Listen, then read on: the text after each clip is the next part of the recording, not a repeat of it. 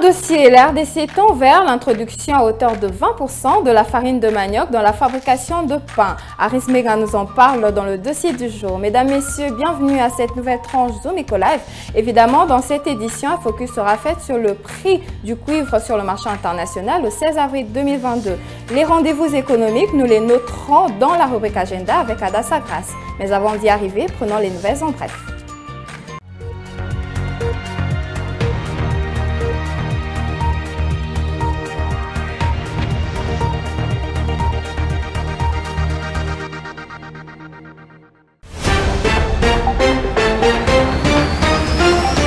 Commençons ce nouvelles en bref avec cette information. Les prix du cuivre a légèrement chuté sur le marché international de métaux en cette fin de semaine. Le cuivre, qui est l'un des principaux produits miniers exportés de la République démocratique du Congo, se négocie à 10 290,35 $ la tonne au 16 avril contre 10 331,95 $ la tonne en début de semaine, soit le 14 avril dernier. En 6 jours, ces produits enregistrent un écart de prix négatif de l'ordre de 41,6 $ sur sa valeur marchande à la bourse de Londres en cette fin de semaine. Renseigne les London Metal Exchange qui représente 80% des échanges des métaux. Autre information, après avoir enregistré une chute considérable en début de cette semaine sur le marché international de métaux, le cobalt répare la hausse à la fin de cette semaine. D'après les indications de London Metal Exchange, la tonne de cobalt s'est négociée à 81 805 $ la tonne cette semaine contre 81 579 $ la tonne en début de cette semaine, soit un écart de prix positif de l'ordre de 488 $. Plus de détails sur Zoom.net.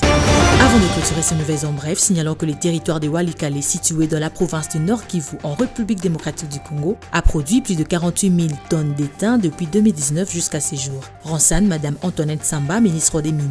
À en croire la ministre congolaise des Mines qui répondait à la question orale avec débat lui adressé par la sénatrice Victorine Louissé portant sur l'exploitation minière en République démocratique du Congo, cette production a généré plus de 618,8 millions de dollars américains. Et pour finir, cette fois-ci pour faire face à la rareté de farine de blé sur le marché national, le gouvernement de la République démocratique du Congo s'y tourne vers la farine du manioc pour la fabrication de produits des boulangeries et pâtisseries. C'est la proposition faite par le ministre congolais de l'Industrie Julien Paluku lors de la 49e réunion du Conseil des ministres du vendredi 15 avril 2022. D'après le ministre Julien Paluku, cette stratégie a déjà fait ses preuves ailleurs et pourra permettre à la République démocratique du Congo non seulement de faire face à la pénurie de la farine de blé, mais aussi de créer des emplois et un marché plus large pour tous les producteurs locaux du manioc. De retour sur ce plateau, cette édition commence avec les chiffres clés qui nous met à jour sur les différents taux de change. Et aujourd'hui particulièrement, nous allons parler du prix du cuivre sur le marché international. Et c'est avec Benita Mouini tout de suite après ceci.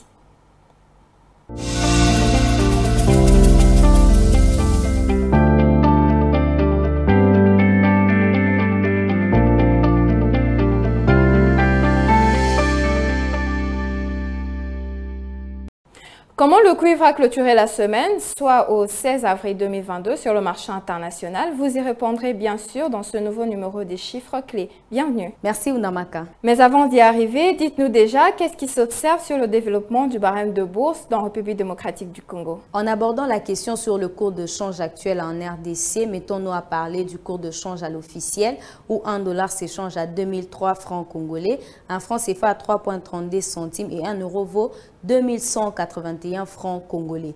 Revenons sur le marché parallèle où nous avons pointé Kingabwa.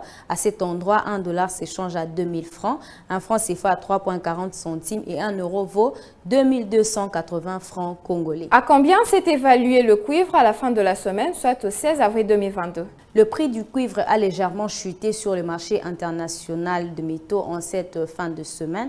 Le cuivre, qui est l'un des principaux produits miniers exportés de la République démocratique du Congo, se négocie à 10 290,35 $ la tonne au 16 avril contre 10 331,95 $ en début de semaine, soit le 14 avril. En 6 jours, ces produits enregistrent un écart négatif de prix de l'ordre de 41,6 $ sur sa valeur marchandée à la bourse de Londres en cette fin de semaine. Merci à vous, Benita Mouini, pour toutes ces précisions. Et une dernière question avant de se séparer. Si l'on en croit les experts, que dire de la tendance du cuivre pendant le mois de janvier 2022? À en croire les experts, en janvier 2022, le prix du cuivre s'était établi à 9 782,34 $ la tonne, en hausse de 2,4% sur un mois et en hausse de 22,7% sur un an. Le prix du cuivre du kilo s'était donc établi à 9,78 $ américains, soit 8,7 € par kilogramme.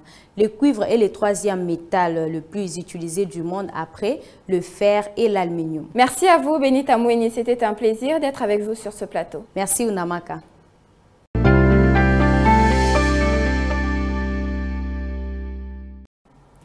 Introduction à hauteur de 20% de la farine de manioc dans la fabrication de pain en République démocratique du Congo. Quelles sont les nouvelles à retenir à ce sujet? Aris Benga nous en dit plus une fois sur ce plateau.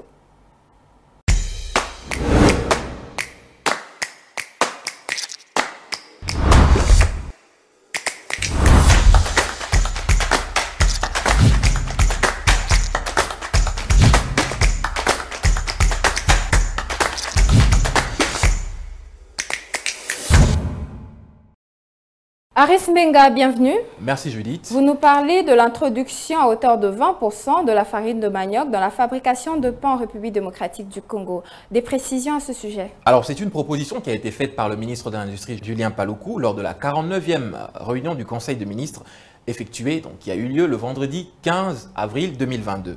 Alors, proposition faite par le ministre qui vise à se tourner vers la production d'une filière de production de farine de manioc, farine qui a déjà fait ses preuves un peu partout en Afrique et qui peut permettre à la RDC de faire face non seulement à la pénurie de farine de blé, mais aussi de créer des emplois et un marché plus large pour les producteurs locaux dans ces secteurs de manioc. Alors, il faudrait préciser ou signaler que ce projet est une initiative du programme du gouvernement de la RDC à travers la cellule d'appui du programme d'urgence intérêt du développement communautaire d'appui d'essai en sigle. De ce fait, quels seraient les avantages pour la RDC dans la mise en place de cette filière de production de la farine de manioc si l'on en croit le ministre Julien Paluku? Alors, la farine de manioc qui s'avère être de plus en plus une belle alternative à la production ou encore à la farine de blé qui se fait de plus en plus rare. Alors la RDC, parlant de la production de manioc, qui est positionnée en 3e catégorie mondiale avec une production qui environne les 45 millions de tonnes de manioc tous les ans.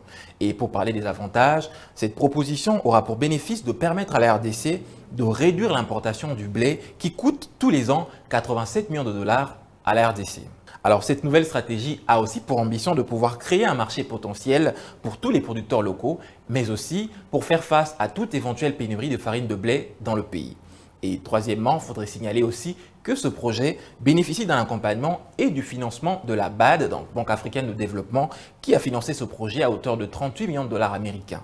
Alors de l'autre côté, pour faciliter la mise en œuvre de ce projet, des mesures gouvernementales ont ou doivent être prises bien sûr, telles que l'octroi des exonérations aux acteurs privés locaux œuvrant dans le secteur de la chaîne de valeur de cette filière des maniocs. Une dernière question avant de se séparer. Quelles sont les études préliminaires qui ont été effectuées pour attester de la qualité de ce farine de manioc et même de le faire bénéficier d'un financement de la BAD? Alors pour parler des études, il y a 7 commissions mixtes qui ont été mises en place et les travaux ont été effectués autour de 2020 et 2021 qui ont permis bien sûr d'encadrer des expériences réussies d'introduction de la farine de manioc dans la panification et dans la pâtisserie. Alors avec l'assistance technique de IITA, l'Institut international pour l'agriculture tropicale. Alors nous pouvons voir dans les prochains jours des pains congolais composés à 20% de farine de manioc panifiable et même des pizzas, des gaufres ou encore des gâteaux composés à 100% des farines des manioc. Alors bien sûr, tous ces produits ont été dégustés ou encore testés par la délégation de la Banque africaine de développement en mars dernier lors des négociations qui ont abouti bien sûr à ce financement de ce projet à hauteur de 38 millions de dollars américains. Merci à vous Aris Benga, ce sera un plaisir de vous retrouver encore pour un autre dossier. Merci Judith, c'était un plaisir.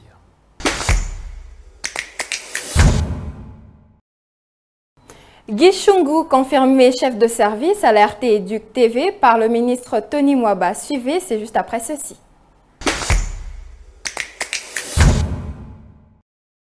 Après avoir enregistré à la tête de la radio-télé-éduc plusieurs réalisations, ce vendredi, comme promis par le ministre, lors de la cérémonie d'inauguration du nouveau bâtiment, le directeur chef de service Guy Chungu a reçu une délégation du cabinet du ministre conduite par le directeur de cabinet pour recevoir sa gratification. Mieux, sa confirmation comme responsable numéro 1 de cette direction du ministère de l'EPST. Le ministre nous envoie, plus pour vous encourager, m'appeler à son cabinet, son bureau, pour exprimer sa satisfaction de ce qu'il a vu sur le terrain. À l'occasion même, on a passé en revue l'arrêté qui met en place votre direction. On a posé la même question. Et là aussi, il y a des directeurs, il y a moins de problèmes. Et en peu de temps, ce qu'on a pu faire au niveau de votre direction a profondément émerveillé son excellence. Il a donné l'ordre immédiatement qu'on puisse confirmer le directeur chef des services. En réalité, je l'ai dit aujourd'hui, au niveau de la DGC et de l'éthique TV, il n'y avait pas de directeur chef des services. On n'a pas voulu blesser les deux directeurs, mais il n'y avait pas.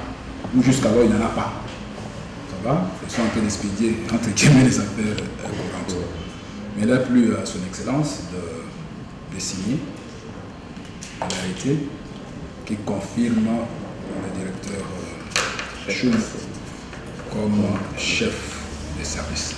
Une occasion pour Guy Chungu de remercier le ministre pour cette marque de confiance, mais aussi et surtout pour encourager l'équipe qui l'accompagne, d'autant plus que ce résultat aujourd'hui visible est un travail collectif. Toute ma gratitude à son excellence, monsieur le ministre, qui a porté son choix sur nous, au nom de toute l'équipe, parce que seul je ne pouvais pas y arriver. Il y a des sacrifices énormes qui ont été consentis par ces différents directeurs qui m'accompagnent aujourd'hui. Juste après, la radio-télé-éduc a reçu une autre visite, cette fois-ci d'un téléspectateur fidèle qui voulait palper du doigt la réalité, beaucoup plus, vivre de ses propres yeux la beauté du nouveau bâtiment où il en est sorti émerveillé. J'ai suivi à la télé il y a moins d'une année, quand M. Guy Chungu a pris ses fonctions à la tête de cet établissement. Et dans moins d'une année, je viens visiter, j'ai vu des choses qui m'ont vraiment fait du bien. Alors je me dis, nous avons encore des valeurs dans ce pays qui pourraient permettre à ce que les pays puissent connaître et avoir encore un nom sur la planète. Donc pour moi, c'est vraiment une satisfaction. Rappelons que tous ces travaux s'inscrivent dans un bref délai. 10 mois ont suffi pour changer l'image de cette chaîne thématique de l'éducation.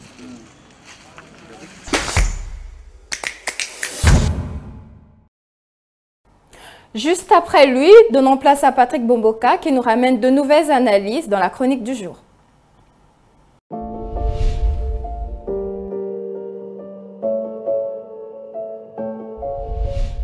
Bonjour. Depuis le mois d'avril 2021, le niveau des recettes du Trésor public de la République démocratique du Congo s'est stabilisé autour de 450 millions de dollars américains mobilisés par mois. En revanche, en 2020, entre 300 et 350 millions de dollars américains ont été mensuellement mobilisés. Le gain de 100 à 150 millions de dollars américains a été rendu possible grâce au contrôle concomitant qu'applique désormais l'Inspection générale de finances.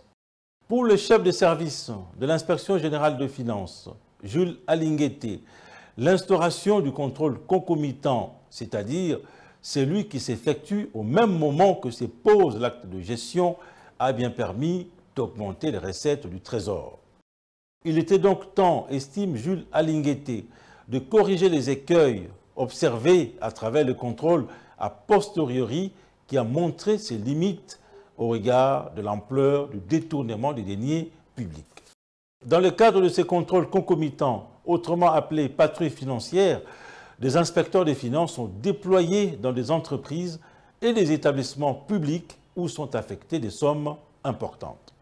Il faudrait noter que l'Inspection générale des finances est habilitée à effectuer le contrôle de la régularité des gestions des finances publiques, aussi bien au niveau national qu'au niveau des provinces.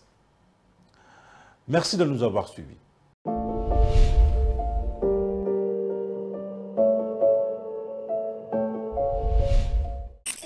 Suivez-moi tout le jour à travers Zoom Wende sur Zoom Eco Live. Abonnez-vous sur notre chaîne YouTube. Zoom Eco Live, la référence de l'actualité économique en RDC.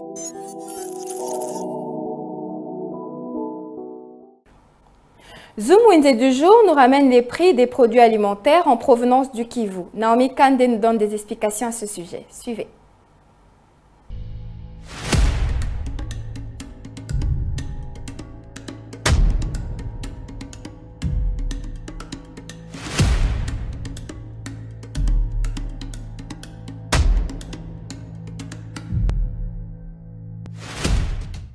Bienvenue à tous. Ces nouveaux numéros Zoom Wednesday vous ramènent essentiellement le prix de produits alimentaires en provenance du Kivu.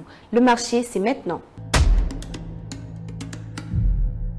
On vous ramène le prix de fromage où 100 grammes coûte 2500 francs. Vous pouvez aussi vous procurer en entier à 15 $. 1 kg de saucisses de Goma se vend à 28 000 francs. 100 grammes revient à 1800 francs. Vous souhaitez vous procurer des sémoules qui proviennent de Goma? 12,5 kg de sémoules jaunes coûtent 40 000 francs. Un écolo est vendu à 2 000 francs. Pour le consommateur de Ndakala, un écolo revient à 10 000 francs. Vous pouvez aussi vous procurer un sacombi qui est disponible à 5 000 francs.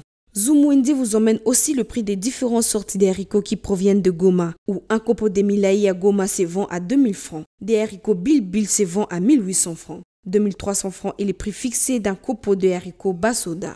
Des haricots rouges qui proviennent de Goma se vendent à 2 500 francs par copeau. On termine avec le poisson salé Bitoyo qui revient à 20 000 francs. Vous le trouverez aussi à 1 800 francs congolais. Merci de nous avoir suivis sur Zoom Wednesday. Restez connectés sur Zoom Eco Live. Les rendez-vous économiques, c'est dans l'agenda sur Zoom Eco Live. Abonnez-vous sur notre chaîne YouTube. Zoom Eco Live, la référence de l'actualité économique en RDC.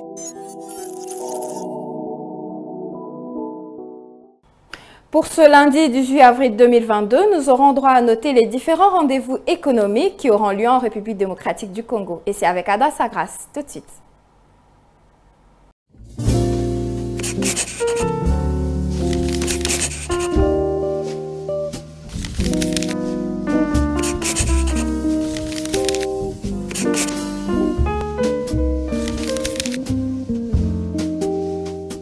Bienvenue à l'agenda, voici les entrevues du jour. Bentizue Academy organise une nouvelle session en conformité des banques qui débutera du 20 jusqu'au 22 avril 2022, de 16h à 18h30 à Kinshasa au siège de Bentizue Academy. 70 $ et les droits de participation. Autre rendez-vous à prendre avec Loin de Loin Event qui organise une conférence masterclass les samedis 23 avril prochain de 9h à 13h à Kinshasa et aura pour thème les indispensables pour la réussite d'une carrière en tant qu'artiste, manager et producteur. À ne pas louper cette fois-ci, The Wise Woman tiendra un gala de charité le 23 avril prochain et sera axé sur « Réussir commence par oser ». Et pour finir, signalons que la semaine e-commerce de la FITINC se tiendra à Kinshasa du 22 au 23 avril prochain. Merci de nous avoir suivis. Au revoir. Avant de nous séparer, prenons la dernière rubrique. Il s'agit d'article 15 qui nous ramène le vécu quotidien des différents commerçants retrouvés en République démocratique du Congo. Suivez.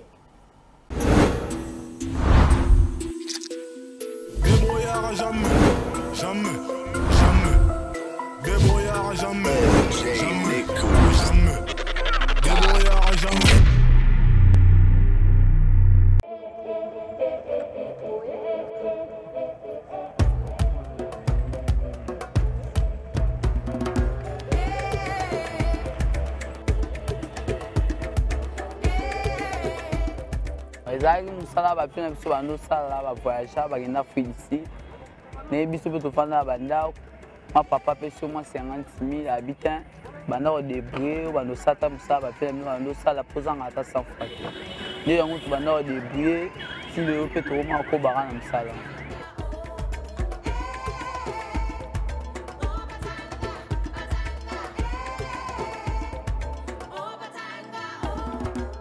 difficulté ebele par rapport à nous ça na kala donc singao na kala au bomo na jeune singao on a seulement 10 000 francs na mincho so eso prix à singao yo moko kamwa ba prise o tondo seulement ba moins cher ba 8 000 mais na mincho atana zandu so kena mincho nde bakangi su zandu ba passe comme sous ma casse côté kango nde tondo bi moment a bénéfice ba 30 000 ba ni le comme bien quand même 18 000 15 000 nécessaire aux gens mbongo te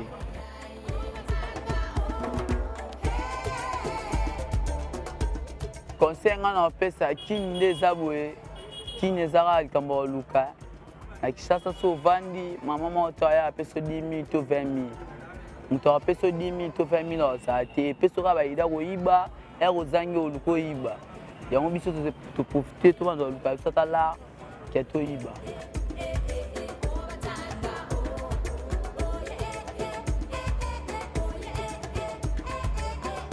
Mboka na biso toza bato mayele ebele me bayeba na osalisa biso babongisama na mboka tozonga vraimen calme, actualité ezonga calme.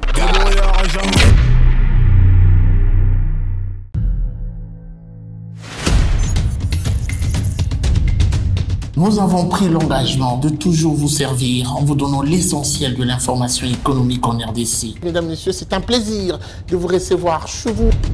Le gouvernement congolais dirigé par le Premier ministre Jean-Michel Sama Lukonde n'est jure que par la réduction du train de vie des institutions. Merci à vous, Judith Piombo, pour ce dossier. Merci, Onamaka. Désormais, suivez-nous à 19h30 sur la RTNC du lundi au vendredi avec le même plaisir. Zumeko Live, la référence de l'actualité économique en RDC. C'est par ici que se clôture cette édition. Je vous donne un rendez-vous demain à la même heure. Au revoir.